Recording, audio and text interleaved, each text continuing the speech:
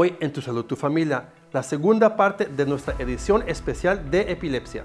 ¿Cómo ayudar a una persona durante una convulsión epiléptica? Se los explico en Salud en la Comunidad. Soy el Dr. Kamil Detinievsky, profesor asociado de la Universidad de Miami, y hoy vamos a hablar de un tema muy importante que son las emergencias en la epilepsia y de las medicinas de rescate.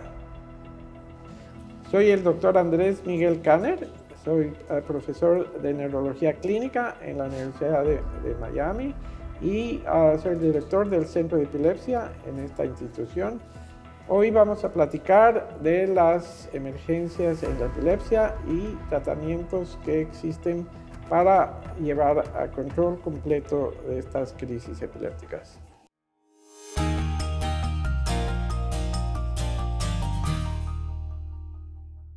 Bienvenidos a Tu Salud, Tu Familia. Les saluda el Dr. Fabián en esta segunda parte de nuestro especial sobre la epilepsia. En el primer programa enfocado en los adultos, conocimos que la epilepsia es una enfermedad neurológica que se caracteriza porque las personas que la sufren padecen de una forma recurrente una crisis que puede ocasionar, entre otras, convulsiones y pérdida del conocimiento. En esta edición vamos a enfocar cuando se trata a una emergencia. Vamos a explicar lo que debe hacer una persona que está junto a otra persona que está sufriendo o acaba de sufrir un ataque de epilepsia. Lo que debe de hacer un paciente y las herramientas que están disponibles para entender y tratar de manejar esta condición. Traeremos entrevistas con expertos desde Nashville, Tennessee. También vamos a tener mitos y realidades, avances médicos y mucho más. Ahora le vamos a dar el paso a la doctora Audrey para que nos amplíe más sobre este tema de emergencia en salud en la comunidad.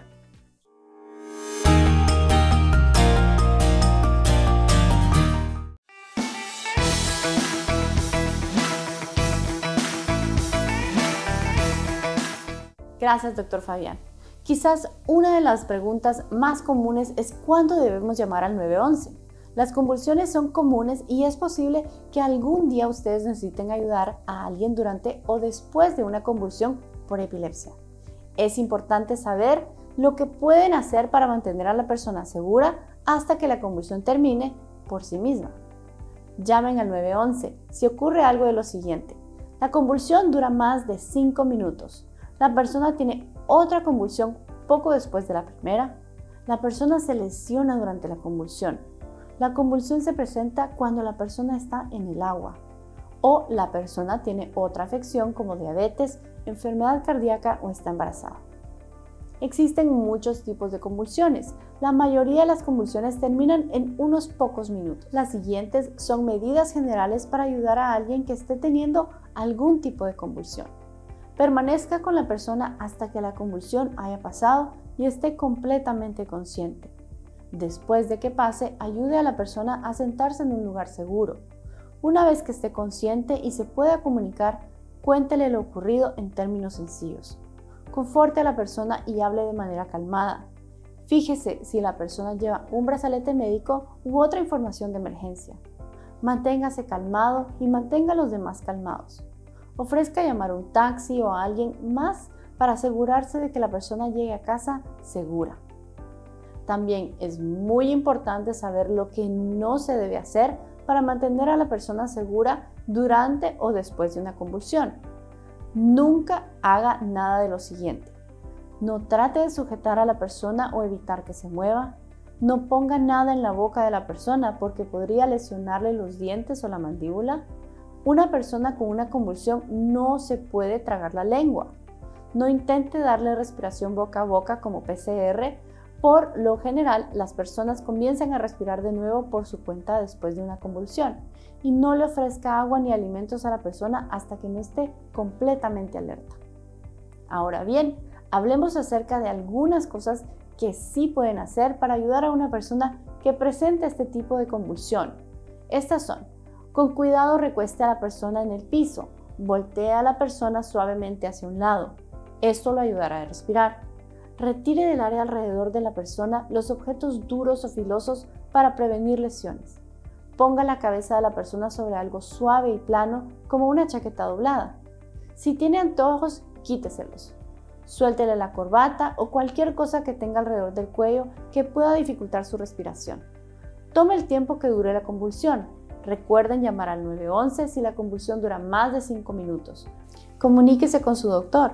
Hay muchas cosas que el proveedor de atención médica y la persona con epilepsia pueden hacer para detener o reducir las convulsiones. Espero que estos consejos les hayan servido para que puedan ayudar la próxima vez cuando vean a alguien que tenga una convulsión. Soy la doctora Audrey y los espero aquí en el segmento de Salud en la Comunidad.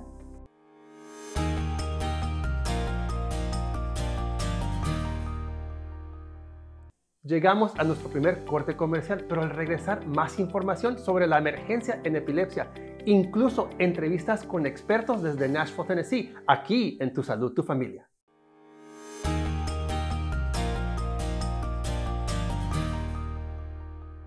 Es tiempo de pensar en ti y en Bella Med Spa estamos contigo. Rejuvenecimiento facial con láser, tratamiento con plasma rico en plaquetas, botox, rellenos faciales, depilación láser. Removemos esos tatuajes no deseados y los lunares rojos de la piel. Ven, visítanos. Conoce a nuestros profesionales en la salud estética. Haz tu cita hoy al 202-239-0777. Bella Med Spa, porque es tiempo de pensar en ti.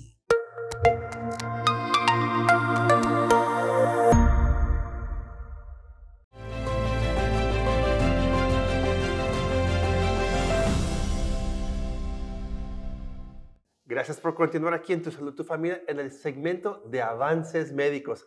Y estamos hablando sobre las emergencias y la epilepsia. Y tengo el placer hoy de hablar más sobre el tema del desarrollo de medicamentos con el doctor Camil. Así que, doctor Camil, gracias por estar aquí con nosotros. Gracias, Fabián. Oye, Camil, hablemos. ¿Por qué es tanto el peligro de una emergencia cuando una persona tiene un ataque de epilepsia? Sí, bueno, los pacientes de epilepsia, aunque tomen medicina, hay uno de cada 10 pacientes que pueden seguir teniendo crisis epilépticas. Y hay emergencias cuando el paciente tiene una crisis prolongada, por ejemplo, una convulsión que dura más de 5 minutos, o si tienen crisis agrupadas, o sea, crisis que se repiten en un periodo de tiempo, por ejemplo, en un par de horas. Es una emergencia porque esas crisis pueden después pasar a ser algo que llamamos el estado epiléptico, estatus epilépticos, que es una emergencia donde puede haber daño cerebral y puede afectar la calidad de vida del paciente. Sí, eso es el peligro, ¿no? Que puedan cambiar el estilo de vida de la persona. Y hay tantos medicamentos para manejar la epilepsia, pero no creo que hay muchos medicamentos para una crisis de emergencia en sí. Claro, las medicinas de rescate no son las medicinas que uno toma todos los días. Son medicinas que se usan solo en esas situaciones especiales. Y por varias décadas existía solamente la medicina rectal, que es el diazepam. Pacientes a veces usaban también medicinas orales, pero durante una crisis es difícil usar algo por la boca. Y fue solamente recientemente, los últimos 2 años, que en Estados Unidos tenemos 2 medicinas nasales. Háblame sobre ese medicamento nasal, porque sí, ya es casi imposible administrar un medicamento rectal a un paciente que está en una crisis. Así que el avance médico del producto nasal es muy importante. Muchas personas hemos visto, y lo hemos discutido aquí en el programa, que la crisis de emergencia, por ejemplo, se utilizaba o se usa el naloxone, pero eso es para una crisis de emergencia también de opioides. Pero ahora estamos hablando sobre la crisis de epilepsia con el mismo estilo. Pero, ¿qué es la diferencia? Sí, es algo que no se ha usado mucho justamente por eso, que era tan problemático para los adultos usar una medicina rectal. Entonces, en realidad, lo que veíamos en la clínica es que los pacientes no tenían un plan de acción, no tenían medicinas para rescate y pues tenían que ir a la emergencia cuando tenían esas situaciones. La idea de estas medicinas es que los pacientes lo usen en la casa, o ya sean ellos mismos lo usen, o un familiar, o alguien que los está cuidando, les dé esa medicina y que prevenga y no tengan que ir a la emergencia, no tengan que llamar a la ambulancia. ¿Cómo funciona el medicamento que usted está estudiando en los avances médicos? Sí, las medicinas para rescate son de la familia de las que llamamos las benzodiazepinas, que son las medicinas como el lorazepam, el diazepam, midazolam. Son medicinas que son muy buenas porque funcionan rápido, tienen que ser fácil de usar, se tienen que absorber rápido en el sistema y que se tolere bien, que los pacientes lo puedan tolerar bien. Entonces, las dos medicinas nasales que tenemos la midazolam nasal y la diazepam nasal. Yo he escuchado mucho que se necesita un plan de acción en los pacientes con epilepsia y especialmente en una crisis, una emergencia que estamos viendo. Dígame los puntos más importantes que una persona tiene que tener en un plan de acción. Sí, los puntos más importantes del plan de acción es la primera parte, información sobre el paciente. Bien conciso, pero sabiendo el nombre del paciente, los tipos de medicinas que está tomando y alergias que puede tener a medicinas. Y después la segunda parte tiene que tener información sobre qué tipo de emergencias para ese paciente requieren una medicina de rescate, porque eso es diferente para cada paciente, entonces tiene que ser individualizado. ¿Y dónde este papel lo mantenemos en el bolsillo? ¿Qué hace el paciente con esta información? Sí, el paciente debería tenerlo consigo. Hay formas de lo pueden tener de una manera electrónica en un brazalete Ajá. médico o pueden tener en un papel en su cartera, pero sí deberían tenerlo con ellos para si alguien los ve en la calle y le pasa una emergencia para que sepan en qué situación administrar estas medicinas. Y me imagino que ya para cerrar todo esto, la importancia del avance médico es que el paciente cargue con él o con ella este medicamento de Claro. reacción. Sí, uno de los problemas que hemos visto también con pacientes es que tienen un plan de acción, tienen la medicina, pero no la tienen consigo mismo. Y entonces están en la calle y le pasa la situación y no tienen la medicina. Entonces es importante que lo tengan. Doctor, cuando un paciente está participando en un estudio, ¿este medicamento tiene costo? No, pacientes que participan en estudio de investigación, todo está cubierto por el estudio. Ujú. Nada va a través de su seguro de salud y si no tienen seguro de salud tampoco es un problema. Reciben la atención y las visitas sin costo. Doctor, y por cerrar, ¿alguna recomendación que usted tenga para nuestra audiencia el día de hoy? Sí, yo creo que es muy importante que los pacientes discuten de las medicinas de rescate con su neurólogo. A veces los neurólogos no tienen tiempo de discutir eso con el paciente y es importante que crean un plan de acción para que estén seguros e informados de cuándo pueden usar estas medicinas que de verdad pueden ayudarles mucho a mejorar su calidad de vida.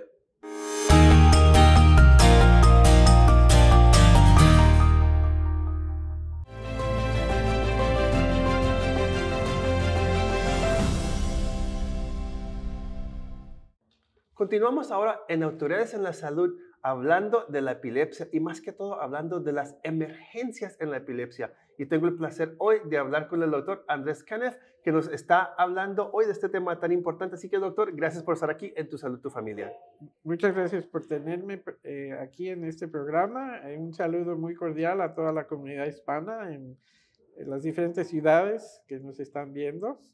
Es un placer para mí tener la oportunidad de hablar con la comunidad sobre un programa muy importante que nosotros los neurólogos que tratamos pacientes con epilepsia estamos lidiando todos los días. La epilepsia es un padecimiento común que afecta a 3% de la población general, a todas las edades, a todos los estratos sociales y que tiene impacto en la calidad de vida, no solo de los pacientes, pero también afecta a la dinámica familiar y es importante que pacientes y familias tengan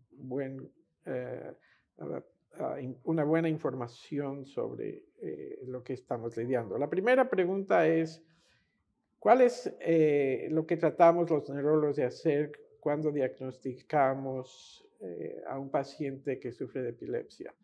El primer gol es el que el paciente deje de tener crisis epilépticas. Eso es, una crisis es una crisis demasiada. Entonces tratamos de encontrar el tratamiento adecuado para que el paciente deje de tener crisis.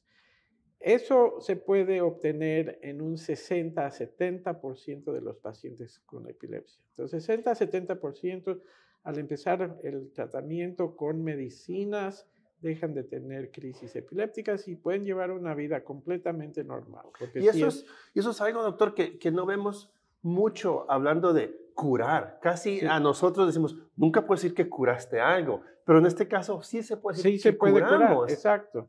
Entonces, en pacientes que no habían respondido al medicamento, cuando se hace una evaluación, un 30% de estos pacientes pueden ser candidatos a cirugía, y de esos 30%, entre 50 y 70% de pacientes dejan de tener crisis epilépticas con cirugía.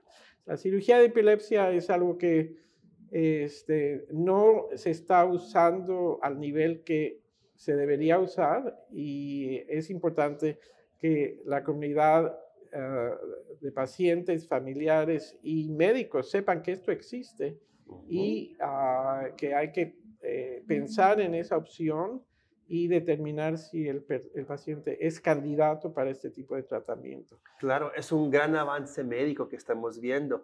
Y ahora, doctor, en la calidad de vida de un paciente, hablando de una emergencia de epilepsia, no siempre la emergencia que nosotros pensamos o que el público en general es las luces rojas, el sonido y correr al hospital. También podemos ver una crisis de emergencia en el estado de salud mental de un paciente. Sí, la persona con epilepsia, cuando hablamos de epilepsia, pensamos en las crisis epilépticas, en las convulsiones o en crisis epilépticas en la que el paciente de pronto deja de responder, no se da cuenta de lo que está pasando y está amnéstico del evento. Pero epilepsia no solo consiste en las crisis epilépticas. Un 30% de personas con epilepsia en algún momento de su vida van a sufrir de trastornos de depresión o ansiedad.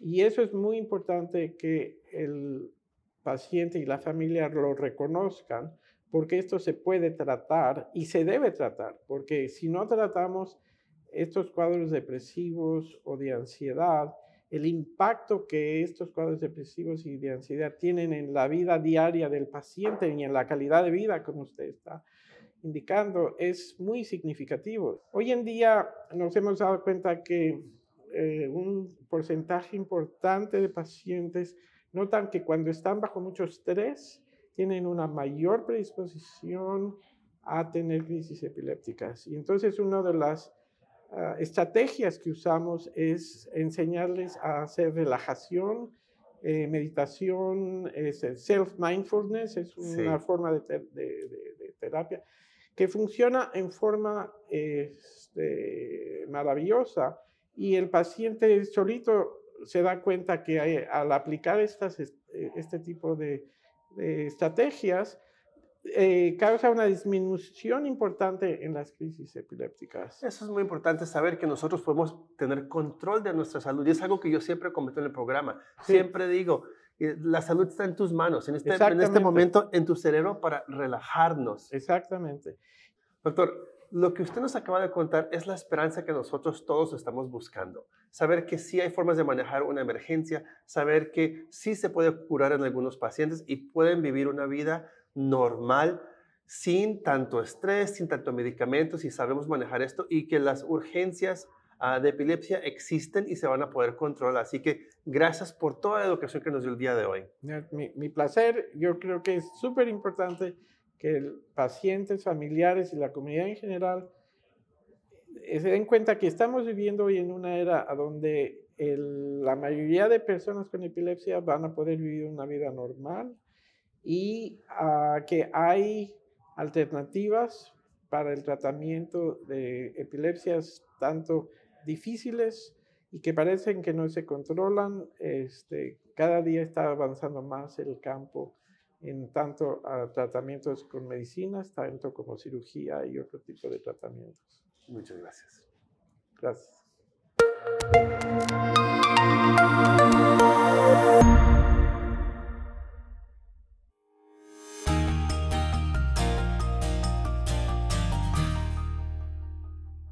hay mucho miedo porque con la epilepsia que ella tiene, nosotros sabemos que hay muchos nenes que no viven más de 3 años, de 6 o 7 años. So, cada día es un miedo pensar si este es la última día con ella. Eliana, la hija de Tatiana, tiene 3 años y comenzó a tener pequeñas convulsiones de epilepsia desde los 2 meses de edad. Y empezó que los ojos estaban moviendo, pero bien rápido. Y una bracito estaba moviendo. Y yo lo aguantaba, pero yo noté que no era ella moviéndolo. Por mucho tiempo los médicos decían que era normal, pero la frecuencia de los síntomas comenzaron a aumentar. Que ella lo tuviera una vez cada 3 semanas y después cada 2 semanas y después cada día. Luego, en uno de los episodios dejó de respirar y ahí es que los médicos finalmente confirmaron que sí eran convulsiones. ¿Cómo te sientes hoy en día ya teniendo el diagnóstico que en ese momento te decían que todo estaba bien? Es frustrante que no investigaron más en ese momento. Yo necesito decir a los mamás y papás allá, los familias, que si algo se pasa con su bebé y tú sientes que algo está raro, tiene que seguir y empujar. Aún no han podido conseguir un medicamento que detenga las convulsiones. Algunos de los medicamentos sí le han bajado el tiempo de las convulsiones. So, cuando ella estaba en lo más malo, como de 1 año, los episodios de las convulsiones se pasaron de esas 2 a 3 horas. Ahora con el medicamento han bajado de 30 minutos o más bajo, pero todavía eso es mucho tiempo para una niña o para cualquier persona. Actualmente tiene por lo menos una convulsión al día.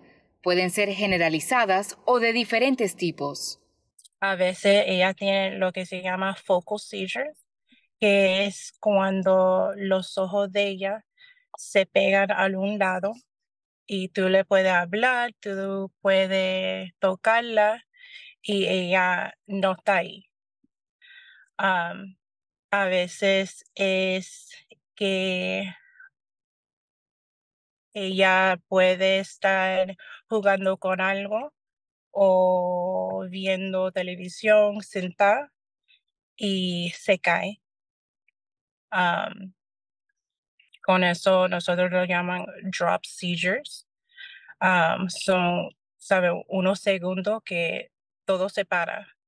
Hoy en día Tatiana no puede hablar, caminar o comer de la boca, pero para su mamá, cada día con ella es un milagro. Yo fui a diferentes hospitales para buscar ayuda.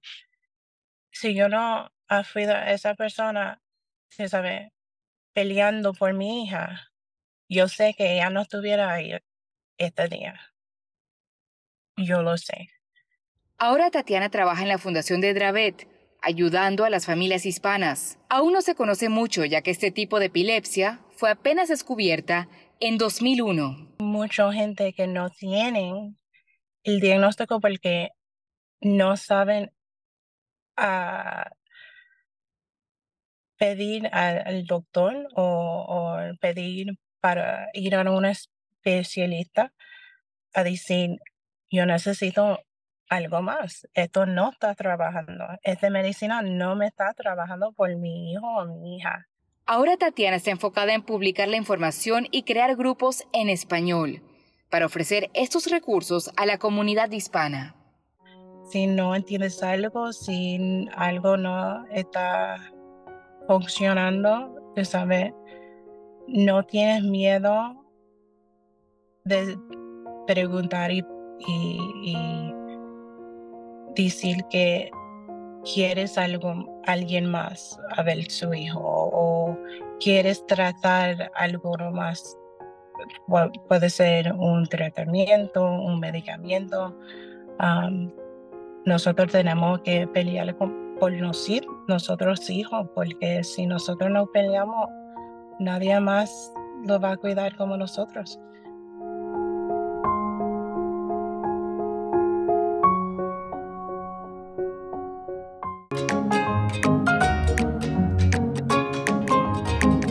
Bienvenidos a este segmento de mitos o realidades.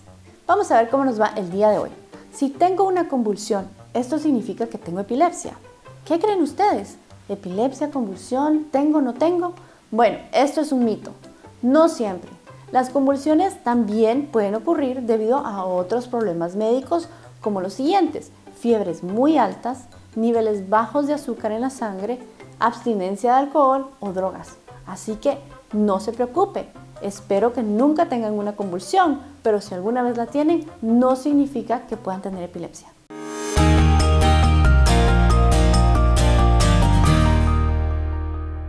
Hoy en Tu Salud, Tu Familia, conocimos más sobre la epilepsia y cómo tratar un caso de emergencia. Las personas que tengan una convulsión por primera vez deben hablar con un proveedor de servicio médico, de salud o una persona que esté relacionada con las actividades de epilepsia. Él o ella hablará con la persona acerca de lo que pasó para tratar de entender la causa de la convulsión. A muchas personas que tienen convulsiones se les hace una prueba de examen cerebral para determinar mejor lo que ha ocurrido. No se preocupen que estas pruebas no causan dolor. Si usted necesita más información sobre epilepsia, llámenos al 1-833-904-8783. Hasta aquí llegó Tu Salud, Tu Familia por hoy, y recuerda que estamos conectados a través de todas las redes sociales y participa en Pregúntale al Doc, que así nosotros podemos compartir segmentos que ustedes quieren ver. Visita la página web tusaludtufamilia.com. Y por último, recuerda la importancia de participar en un estudio de investigación que puede ayudar a ti y a tus seres queridos. Nos vemos la próxima semana aquí por Telemundo. Adiós.